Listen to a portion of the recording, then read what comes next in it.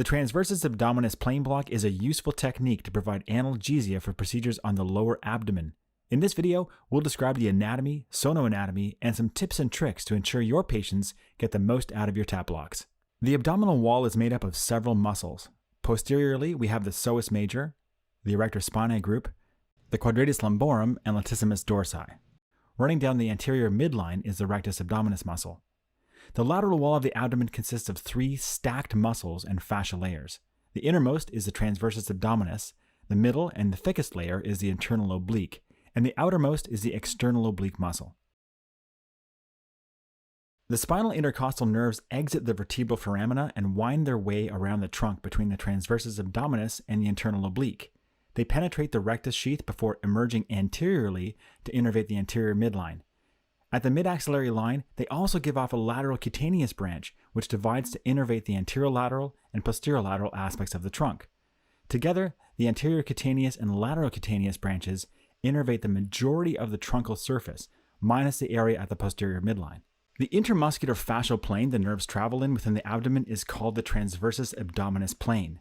We're going to block the nerves here, upstream of the lateral branch takeoff, so we get the maximum effect. Here we see the superficial muscles of the abdomen. On the left, the external oblique and its aponeurosis cover the entire lateral abdominal wall. On the right, we've peeled away the external and internal obliques, and we can see the transversus abdominis and rectus abdominis muscles. We've done this with a purpose, so we can see both the lateral and anterior cutaneous branches of the relevant nerves and where they travel. First, we have the lateral and anterior cutaneous branches of T10. You can see that the lateral branch divides and sends a twig posteriorly, while the anterior branch, 2 layers deeper, keeps on trucking until it pops out through the rectus. T11 is very much the same story. The T12 or subcostal nerve sends a lateral cutaneous branch down over the iliac crest and innervates the skin over the gluteus medius. The anterior branch also ends up terminating superficial to rectus. The iliohypogastric nerve has a twig to the gluteal region before continuing on towards the suprapubic area. And finally, the ilioinguinal nerve runs alongside the inguinal ligament. These last two nerves are primarily derived from L1. Of course, there are other nerves in the upper abdomen, but these aren't relevant to our TAP block discussion, and they'll be covered in a different video. The aim of the block is to deposit local anesthetic here in the transversus abdominis plane. If we stay at or posterior to the midaxillary line, we'll be sure to catch the takeoff of those lateral cutaneous branches and ensure we'll cover both the midline and the lateral aspects of the lower abdomen. With the patient supine, the probe is applied to the mid-axillary line between the iliac crest and the costal margin.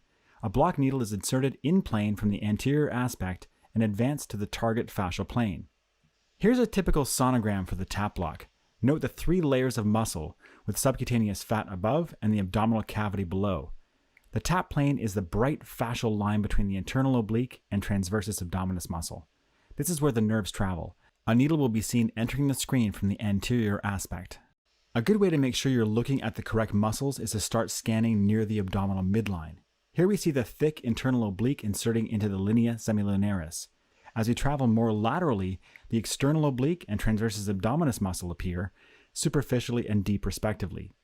We continue to follow these 3 muscles around to the mid-axillary line, where the transversus comes to an end. This is an important landmark for the TAP block.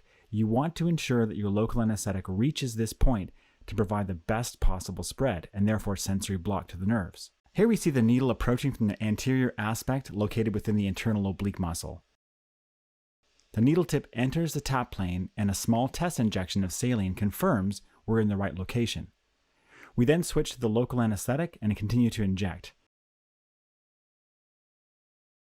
The needle is continually advanced within the dissected plane in order to leverage hydraulic force to unzipper the 2 muscles.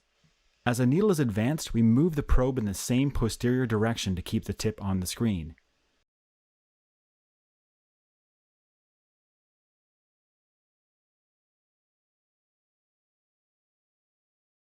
And here we see that we've reached the end of the transversus abdominis, which is our goal for injection. Once the injection is finished, the needle is removed and the block is repeated on the contralateral side. This is a volume block, and we seem to get our best results when we use 25 to 30 mils on each side. Make sure you're careful with your concentrations when using large volumes of local anesthetic. These are small nerves, and dilute solutions work well to get a good effect. We can expect to get the lower part of the abdomen from about the umbilicus to the pubis, and including the skin on the lateral aspect of the pelvis and hip joint. We use the TAP block for cesarean delivery, lower abdominal pelvic incisions such as for hysterectomy, bladder surgery, and some oncologic procedures. We also use it for anterior approaches to lumbar spine surgery. What TAP is less ideal for is anything above the umbilicus. It really isn't designed for that, and we have other blocks such as the subcostal TAP, the QL, and the ESP block. And here are some TAP tips. Number 1, use the tectonic sign to define the layers. In a slim patient, it's often not hard to identify the 3 muscle layers on the screen. In many patients, however, instead of 3 layers, the screen looks like a 7-layer bean dip. Now, remember that the internal and external oblique muscles are oriented at 90 degrees to each other. And because of that, if you fan your probe in a cephalocaudid fashion, the muscle layers will appear to run back and forth with respect to each other, like tectonic plates sliding during an earthquake. The transversus muscle and the fat don't tend to give the illusion of motion, and so you can quickly identify the obliques and work from there. Number 2, you want to hit the TAP plane at a very shallow angle because you need to move that needle along. If you have to turn a 60-degree corner after hitting the plane, it's not going to be a satisfying block. Calculate your depth to the TAP plane on the screen and then insert your needle that far out from your probe surface. To hedge for safety, you can always start by aiming laterally at your probe surface, and once you see your needle on the screen, walk it down sequentially until you're in the correct plane. And lastly, I'll say it again, you need to stick and move, stick and move.